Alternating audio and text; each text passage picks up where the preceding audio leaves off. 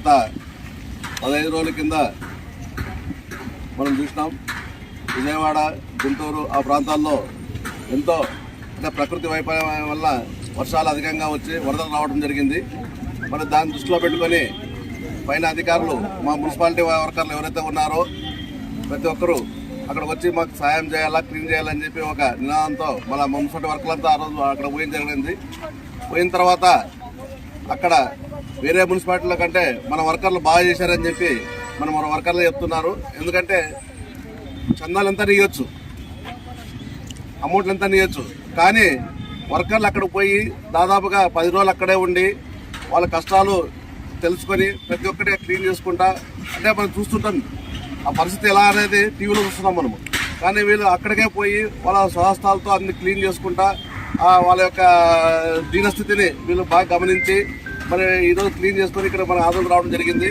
మళ్ళీ ఇది మంచి అంటే ఇది అంటే డబ్బుతో విలగట్టిన పని కాదు ఇది.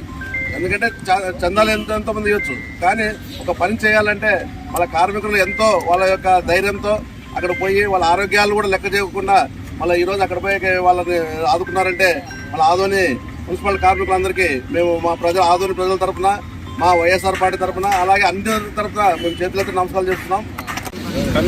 Adoni municipality commissioner doctor Anupama గారి ఆధ్వర్యంలో ఆదోని నుంచి 100 మంది శానిటరీ వర్కర్లు మరియు శానిటరీ మేస్త్రీలు 12 మంది, 2 మేస్త్రీలు, 2 శానిటరీ ఇన్స్పెక్టర్లు మొన్న 1వ తేదీ విజయవాడ వరదలు వచ్చిన కారణంగా మమ్మల్ని అంతా అక్కడికి డిప్యుటేషన్ మీద డ్యూటీలు వేసినారు. దాంట్లో భాగంగా మేమంతా అక్కడికి పోయి ప్రతి వీధి చాలా నీట్గా శుభ్రంగా మన వర్కర్ల చేత చేయించినాము.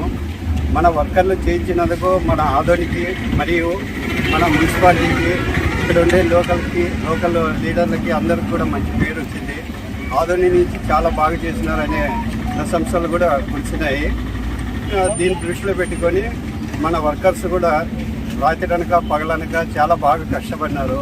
ఆ కష్టపడినందుకే మనకి ఈరోజు ఇంకా పేరు వచ్చింది ఆదోనికి. 10 రోజుల కింద విజయవాడలో వరద వచ్చి వర్షం వల్ల చాలా విజయవాడ మునిగిపోయింది.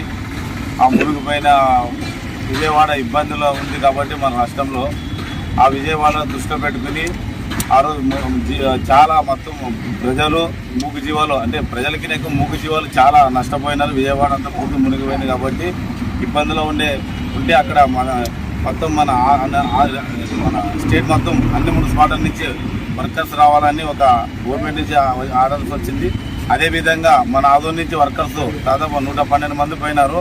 ఆ 112 మంది పోయిన వర్కర్స్లో కానీ పూర్తిగా రాష్ట్రంలో ఎవరన్నా వర్కర్స్ పూర్తిగా అక్కడ ఉండే జీవాలు కానీ ఎనుగులు కానీ అన్ని మొత్తం శానిటేషన్ నీట్నెస్ పూర్తిగా వాళ్ళ ఆరోగ్యాలు వాళ్ళు అన్నీ పక్కకు పెట్టి వాళ్ళు పూర్తిగా విజయవాడ ప్రజలకి నీట్నెస్ చేసి ఎంతో శ్రమ ఎంతో కష్టంతోనే వాళ్ళు ఈరోజు అంతా గలీజ్ ఉన్నా కూడా పనిచేసి వచ్చి వాళ్ళు అక్కడ ఉండే అధికారులు, కమిషనర్లు, డిపార్ట్మెంట్ అందరూ మన ఆదోని వర్కర్స్ మెచ్చుకున్నందుకోసము మనం కూడా ఆదోని వర్కర్స్ ఎప్పటికీ మనం కూడా అలాగే మెచ్చుకున్నాలా.